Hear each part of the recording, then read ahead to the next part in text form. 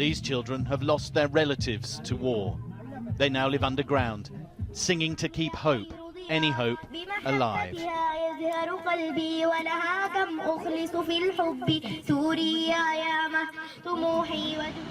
Above her, East Ghouta is being ground down, literally.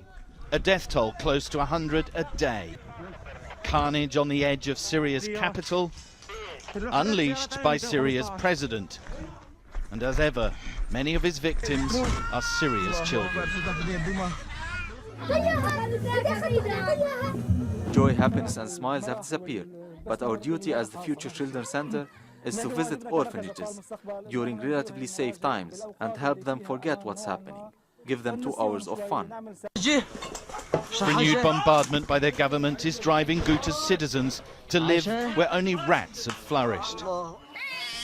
Even the newly born are taken beneath the earth. Here, rebel-held East Ghouta's only neonatal unit has been moved into a basement. It's an unforgiving kind of safety. The cold is killing the children. They're barely surviving. We have only 8 incubators and 1 intensive care room. Sometimes we put the children on chairs. East Ghouta, a rebel stronghold on the edge of Syria's capital Damascus, has been besieged for nearly 5 years. Food is short, medicinal supplies so rare, the staff have resorted to recycling. We have reached the point of not only using expired medicines, but of also recycling medical supplies. Sometimes we reuse the syringes. Meanwhile, in its latest propaganda video, the Syrian government has pledged to destroy the rebels in their enclaves.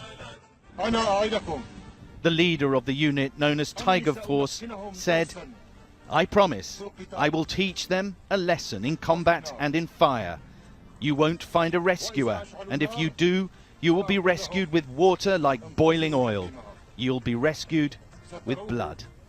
Sentiments that may haunt this child for the rest of his life. Now, the United Nations has described what's going on in East Ghouta as hell on earth, Hala, but the real problem is going to be what happens next. There is this 400,000 people in that area. The government is also been attacking in the last few weeks the safe zone, so-called, in Idlib.